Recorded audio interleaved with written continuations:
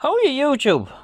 What is the crack? How's she cutting? Hope all is well. You're looking at a few pictures here of Gerry Adams, as I've called it, and you know, that's just a bit of fun. It's I'm not a very political person. I don't really go into that kind of thing, but it's just a bit of fun. So hopefully nobody gets offended or whatever. Especially our brothers up in the north there. It's just a bit of crack, lads. Okay. Okay, so this came from Albert Price, and Albert sent it to me, and the deal was that he has a couple of radios, a 148 and a Midland 7001, and I'm going to do a job on those, and I get the Adams. I had an Adams before that I rebuilt from bits that Andrew McIntyre gave me, a good friend Andrew, serial radio collector, and I stupidly sold it a couple of years ago. But however, I always regretted it from the second I sold it. So when this deal came up, I kind of jumped at the chance. So right, see, you've seen the pictures of it there. Just kind of, some of them are just cropped images because the radio is not actually here now at the moment. What we have here is we have the face, or the bezel, and you can see the push button encoder was unceremoniously ripped out of it and thrown in the deepest confines of Ray's bin down there, and so that's what we're left with in terms of the bezel. Now that looks horrendous, but that's actually an easy fix. That's not going to be a big deal at all. This will be getting a decal, and these are the knobs. Little bit of pitting on them, but I have other knobs. I went through the drawer this morning, and I have a couple of these are drilled out to 6mm. So this will be getting a 10-turn clarifier, like I did with John's radio, and have a nice clean one of those. No pitting on it, it's grand. Now, however, I do need a channel knob. I don't have a channel knob. If anybody out there has a channel knob for an Adams, would you please make yourself known to me? irishcustomradios@gmail.com, and I would be very glad to hear from you. So there we go. So anyhow, as I was saying, that's the speaker hanger, and the speaker's in good shape. One screw missing, that's not a big deal. It's nice and clean, and we were looking at the radio down there, and it's in very, very good shape. It did have this, I thought initially that it was put on 10 meters or something when I seen this conversion, but it was on CB. The radio wasn't broadbanded at all. It'd go from 26 to 28,305, but it put out no power at the extreme ends. It wasn't broadbanded at all. So we have the other knobs, and here are the cases belonging to Gerry, and these look like they were stored off the radio in a shed or something, and they're quite, now they look, it looks worse than it actually is. It's only a little bit of surface rust really. So what I'm going to do with these, I'm going to bring them to the bloke that done the wheels of the car, and I'm going to get him to blast them, shot blast them, and get them powder coated. I was thinking about getting them wrapped, but I think that getting them blasted and powder coated would be a better job. So I'll just try and remove this plastic sheet here that protects the solder side from the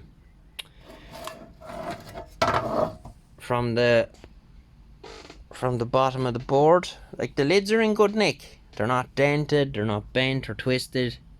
So they will come up perfect, and they'll be powder coated inside as well. That's why I want to get this off. And if I can't get that off, that I can reuse it. I'll get some vinyl or something and put it on there. So that's the lids. These are the case screws that came in, and some of these I put in it when it arrived because it only had a couple of screws, I think. So these are the ones that were in it, the rusty ones. That's out of a jumbo or some. That's one of the what you see holding down the PCB in a Cybernet type radio. And these are the ones that I put in it then. I just put those 5 in it on the bottom case, and we have one of the spring rings for the knobs. Now, as I said, it's down in Carlow with Ray. He's going to undo all the nastiness associated with that, because I have paid Mr. Maurer in Austria a lot of money, and I've got the kit that he does for the Adams, with frequency readout in blue, and my aim is that by the time Ray has it sorted out, because I wouldn't trust myself to go at that conversion, because you have to take the PLL one side of it out and you have to turn it up on its side, and then Mr. Maurer's conversion board goes in and down to the pins on the board, and then the legs of the PLL where you took them out are soldered onto his board. So it'll come with the 5-digit readout in blue and the encoder and all of that carry on, and we'll change out. I didn't buy this bit off me, does this bit I think, but I'll probably go back for it because I don't know, this one's not in great shape, so we'll see. I might go back for it. There's a big dirty scrape in it there, and not too pleased about that, but what can you do? So this will be sprayed black. We'll get a decal from Fred and make her all new looking, although they never done them in black, but the last one I had was black. I'll insert a picture of that here, and you can have a look at that. Some of you may be familiar with it, you probably have seen it before if you're a long time follower of the channel. And yeah, so that's where we're at the moment on old Gerry here. So looking forward to getting this done, and what I'm going to end up doing is I'm going to make like a rack sort of a system here. I moved up that monitor there, I moved it up out of the way, so that's Albert's 148 there, and we're going to have like a rack here that I can have my own personal collection of CB stuff will be here, and I can plug in whatever one I want, and they'll all have the external socket for the external signal meter as well, and I can just plug in whichever one I like. So there you go. Right, leave it there for this video, and come back to you when we get a bit further along.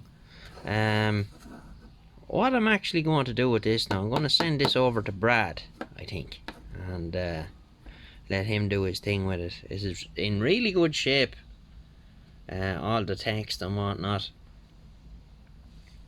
with the exception of this dirty great big gaping hole in it, and but sure, look, it is what it is, you know. As I said, that's an easy fix, that's simple, no big deal at all. Bit of plastic, bit of epoxy, bit of very light steel.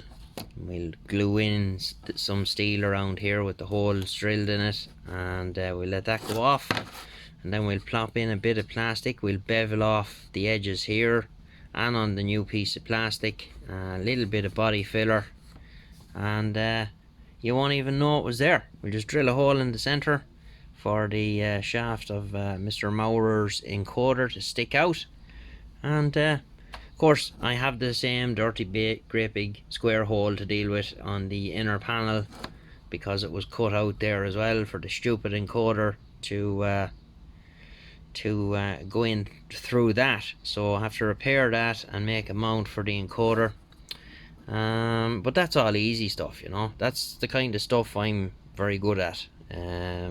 You know, I just didn't trust myself to do to install the kit. We'll get Ray to do that and get him to work his magic on the broadbanding of it.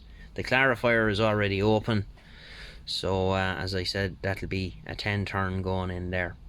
Okay, we'll get you in the next one, and sorry for droning on a bit, but you know what I'm like. I'm Irish, I like to talk. So we'll get you in the next one, boys and girls. 73, and take care out there. Bye bye.